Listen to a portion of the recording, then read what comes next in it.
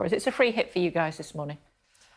Well, it's not a free hit, really, because I wish we weren't in this situation. I mean, I think it's very difficult for Boris Johnson to reconcile what he said at the dispatch box, where he said there wasn't a party, with these pictures that have emerged when there's sort of bottles of drink everywhere. He's merrily toasting the assembled gathering. But for me, I mean, it's just depressing, really, because we've got this awful cost of living tsunami coming. We know that the price of everything's going up in the shops. We know that a litre of petrol's going up. The energy bills are rocketing.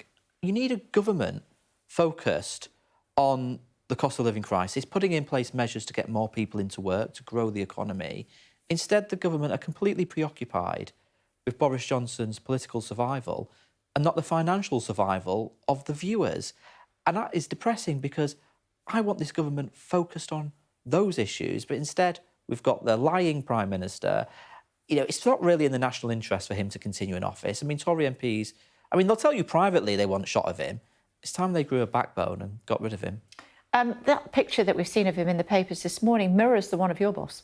No, it doesn't, because first of all, Boris Johnson said at the dispatch box in Parliament there was no party that day. And I've been around this place long enough to remember that it used to be the case that if a minister lied at the dispatch box, they were out on their ear. So, but Boris Johnson says it wasn't a party. Well, I mean, there's people now briefing saying he was there for 20 minutes, saying he was topping up the drinks, that he orchestrated the gathering. But as I say, for me, the issue is he lied at the dispatch box, and the sole focus of this government is Boris Johnson's political survival.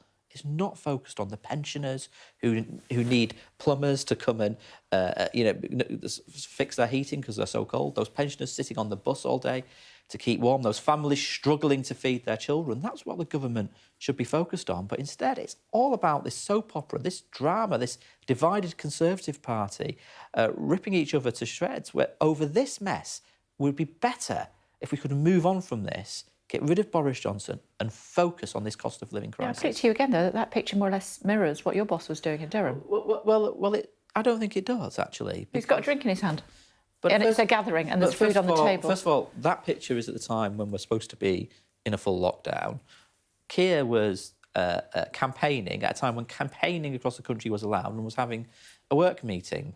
I think it was doing work events and then stopped for something to eat and a drink while doing work events. The red box was on the chair, so he was still working. He was not working. There's empty bottles of drink everywhere. He's toasting them. I mean, there is a bottle of sanitizer, so there is a nod to some of the COVID regulations that were needed at the time, unless they were drinking the sanitizer. I mean, there's a lot of the... which I hope not, but bloody hell, God, who knows? I don't know if you're allowed to say that. Sorry, you're not allowed to say that. I beg your pardon. But I mean, it is... Look, there are bottles of drink everywhere. But the key thing is Boris Johnson said at the dispatch box there was no party. There clearly was. Well, you heard from the Transport Secretary. He said it wasn't a party. He was literally passing through. He stopped for a moment, a bit like your boss did. Well, you've now got people briefing saying he was there for 20 minutes and he organised this. But as I say, for me, the key issue with this is that he lied at the dispatch box. And secondly, he should be focused on this cost of living crisis.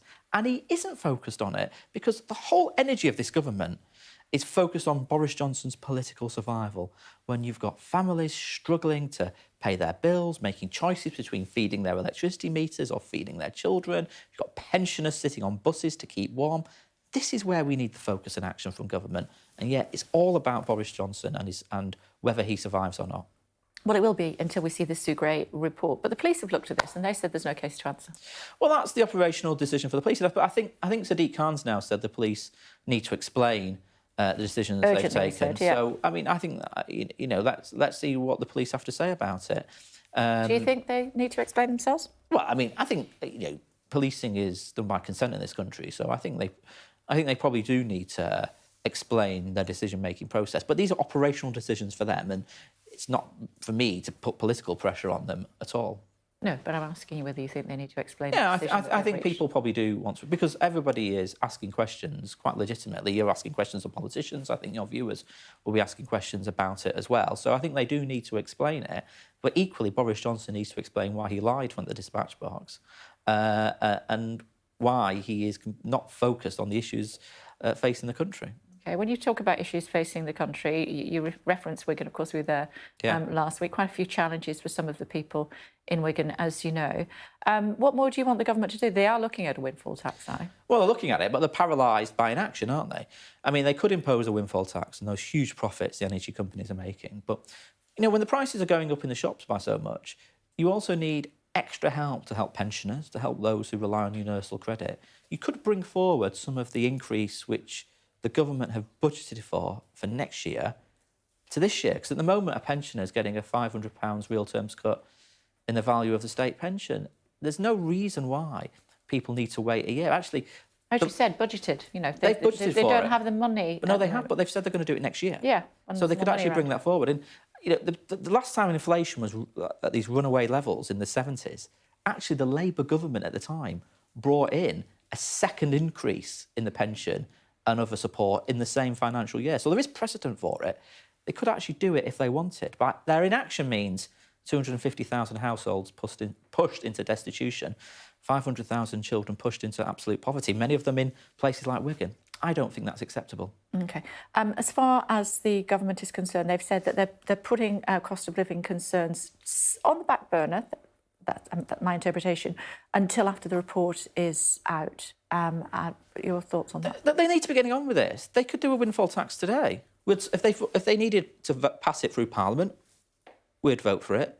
They could bring forward support for pensioners today, we'd support it. They could bring forward support for those on universal credit today, we would support it. They should put in place a plan to get more people into work. I'm outlining today how I want to reform employment support, because I'm a reformer. I want to reform employment support to get more people into good, well-paying jobs as well. And yet, in the Queen's speech the other week, they abandoned the employment bill and other measures. There is action they could be taking, but they're not. How do you feel about the rail unions going on strike?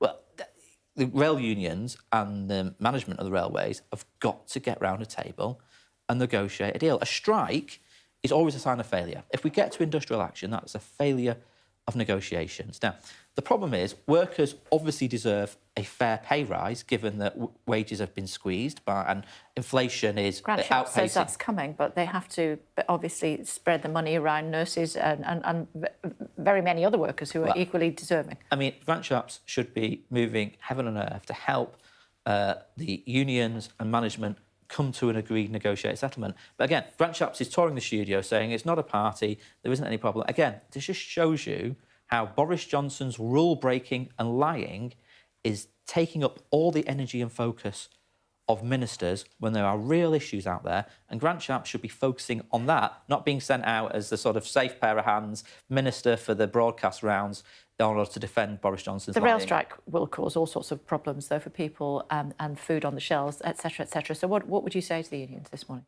Well, I would say to management and unions, let's negotiate a deal. Let's give a fair pay rise to workers, but let's get a deal, because a strike is always a sign of failure. Nobody wants to see strikes. And actually, by the way, workers only ever go on strike at the very, very last resort. They don't want to go on strike. You know, that impacts them and their families. So they want to see a negotiated deal.